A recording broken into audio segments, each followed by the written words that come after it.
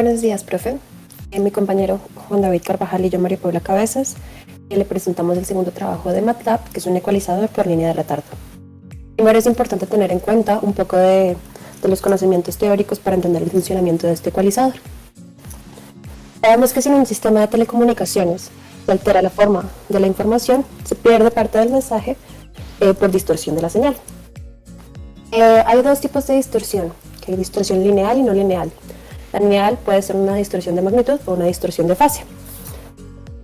Tenemos en cuenta que un retardo no es una distorsión, y también la multiplicación por un escalar, sea por amplificación o por atenuación, también salvaguardan la forma de la señal. Esto nos quiere decir, si tenemos una señal YT multiplicada por un alfa y retardada un tau, esta YT será una versión no distorsionada de la señal inicial x de t. En el presente gráfico tenemos una señal de entrada de x de t, tenemos una señal de salida de t, tenemos una función del ecualizador h de q de t.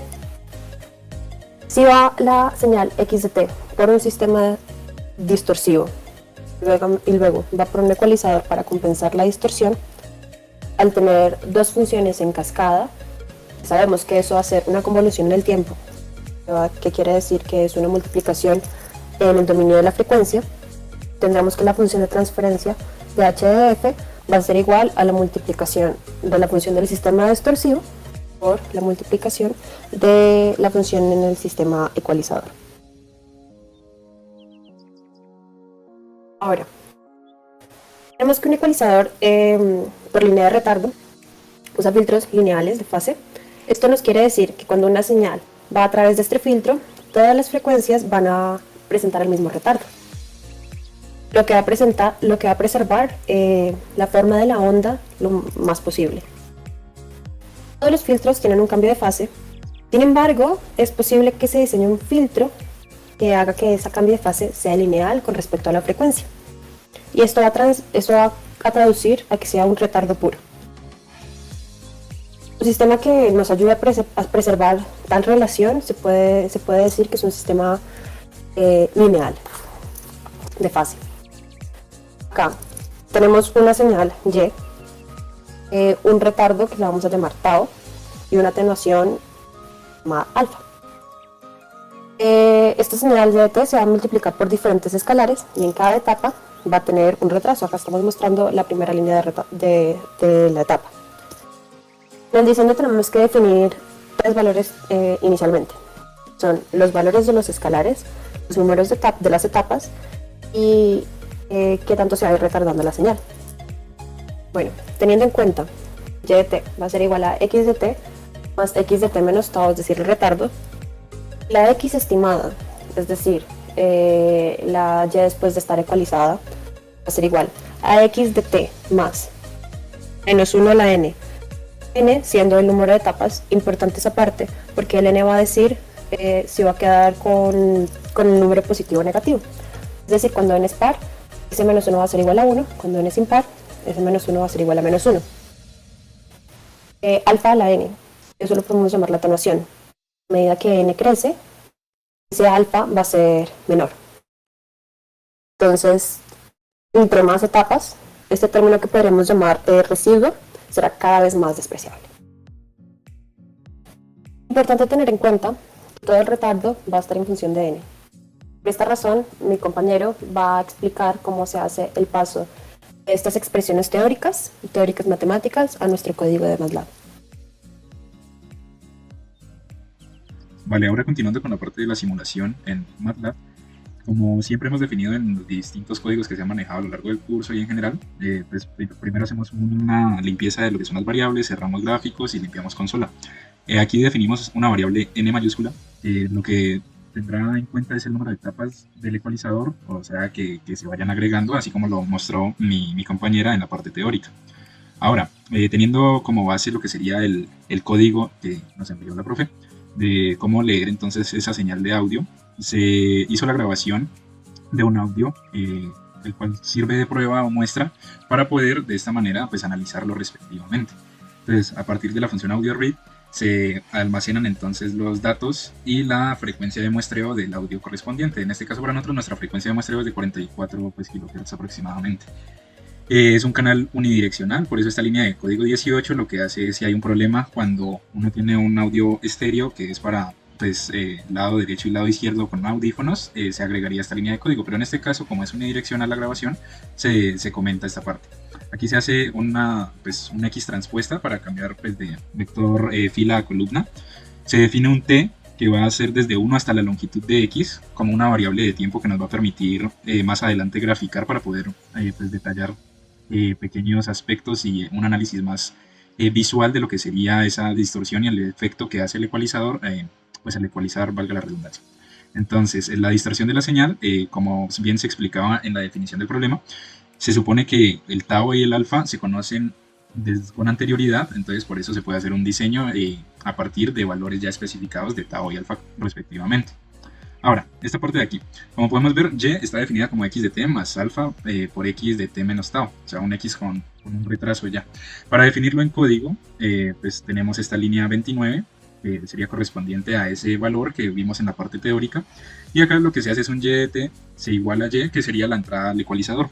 Entonces, este ecualizador, como lo explicó mi compañera en la última parte de lo teórico, va a tener un n que va a definir esa iteración de lo que serían las etapas para poder utilizar una ecuación generalizada como la que mostró al final de la primera parte de la presentación. Entonces estas iteraciones las vamos a manejar con un ciclo for. Entonces ahora un n minúscula que va a estar definido desde 1 hasta n, sabiendo que ese n mayúscula, como lo mencionamos, es pues la cantidad de etapas que hay del ecualizador.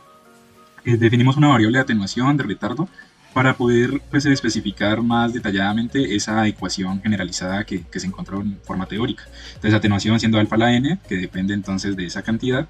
El retardo, que es un tau pues, en función de n, para que se vaya incrementando, como lo vemos, t menos n tau. Y entonces hacemos un yn, que sería pues, el menos 1 a la n que mencionaba mi compañero, para que se vaya acoplando esas etapas que va más, menos sucesivamente. Entonces cuando sean impares vamos a tener menos, y cuando sean pares vamos a tener un más en esta parte. Ahora entonces el y de t va a ser igual a y de t más y de n. Este y de t de aquí lo que nos hace es que pues sea pues, una función iterativa. De esta manera se va acumulando y retroalimentando específicamente pues, la salida del ecualizador. Para poder hacer un análisis del sonido que se produce después de esta salida del ecualizador, utilizamos la función sound, que pues pasándole x, y o y de t podemos escuchar los tres tipos de señales que manejamos. X, recordemos que es la señal mensaje, y sería la señal distorsionada y y de t sería la señal pues recuperada o estimada que sale del ecualizador. Fs siendo pues una constante que es la frecuencia de muestreo del audio. Ahora, para poder entonces ver el análisis más a profundidad y a nivel visual que mencionaba en un principio, vamos a utilizar la función plot de MATLAB, donde vamos a hacer un hold-on para que pues se puedan observar las tres señales. Esta leyenda lo que nos hace es pues, diferenciar los colores de cada una de ellas, y de esta manera poder ver pues, el efecto de la fase y contrafase que van a tener pues, estas señales por la distorsión respectivamente. Vale, entonces ahora sí pasemos a lo que sería el análisis de estas señales. Vamos a tener un n igual a 1, esto quiere decir que es una etapa únicamente al principio. Ahora, el valor de tau en este caso, pues como lo vemos acá, cuando lo corra más o menos va a ser de 0.2. Pero trabajémoslo más con estas unidades de aquí, o sea, dividiendo f sub s, entonces sería 9000, vemos que es un valor pues grande. Y un alfa bastante pequeño, que era el que nos pasaban originalmente, o sea, 0.1. Aquí vamos a observar que no hay una afectación tan grande por ese alfa pues pequeño en lo que sería la distorsión. Entonces corremos el código y aquí podemos ver a vista general de que y es la señal naranja, y de t más o menos es la estimada, o sea la que sale del ecualizador, y x es la señal azul. Vemos que no hay presencia casi de la señal azul, ya que esta pues sobrepone, por así decirlo, la señal amarilla respecto al azul, ya que pues el ecualizador en este caso no tiene que pues trabajar tanto y no hay una distorsión grande, entonces se puede estimar bastante lo que sería esa x. Lo que sí observamos es que aquí está el retardo de ese tau. La naranja está desfasada respecto a la señal original de mensaje. Esto para entonces ya como lo vimos, un tau pues bastante grandecito y el alfa pues pequeño. Ahora, si cambiamos este alfa, digamos un valor de 0.6 que es más grande, aquí sí ya podemos observar que hay un cambio pues considerable respecto a la estimación y cómo afecta también a la amplitud pues de esta señal distorsionada. Entonces si hacemos un zoom, por aquí podemos ver de que esta señal entonces naranja, que ya sabemos que es la distorsionada, está en desfase respecto, por ejemplo, podemos ver este pico está en desfase respecto a lo que sería esta señal azul, que es el mensaje original. Pero como podemos ver, si hay un efecto, es esos residuos que mencionaba mi compañera en la parte teórica, que no hacen que sea del todo preciso, y por eso es la necesidad de aumentar el número de etapas para que se vaya disminuyendo esta afectación de esos residuos. Entonces, como ahorita es una etapa 1, pero podemos ver que ya la fase está azul y la amarilla, que es respectivamente la azul la de mensaje y la amarilla la estimada, o bueno, la que sale del ecualizador, están en fase. Entonces ya se elimina esa distorsión de fase. Ahora, si aumentamos lo que sería el n, digamos a un n igual a 10, o sea 10 etapas de ecualización, podemos observar, haciendo un zoom por acá, hay una mejora respecto, podemos ver cómo es bastante continuo ya aquí lo que sería la azul y la amarilla, están en bastante pues mejor fase respecto a lo que podría estar esta naranja, que es la distorsionada. Vemos también estos picos un poco molestos a la vista debido al ruido que pues se presenta en el micrófono a la hora de la grabación, pero lo que nos importa o interesa ver es cómo la azul y la amarilla ya van más en fase y aumentando el número de etapas. Ahora, como lo mencioné también en un momento de la presentación, utilizamos la función sound. Esa función nos permite escuchar cada una de las señales por individual, donde encontramos que cuando se coloca un sound con un Y, recordando que Y es la distorsionada, podemos ver un eco. Ese eco es pues esta distorsión que vamos a ver y los residuos que van dejando. Entonces esa parte también fue interesante de analizarla respecto al oído humano y cómo pues también se adapta a las diferentes situaciones, pero para un análisis ya pues, más específico es que se utilizaron estas plot, o sea estas gráficas, donde pudimos ver pues el efecto que tiene el ecualizador por línea de retardo. Entonces eso sería todo por la explicación. Muchísimas gracias.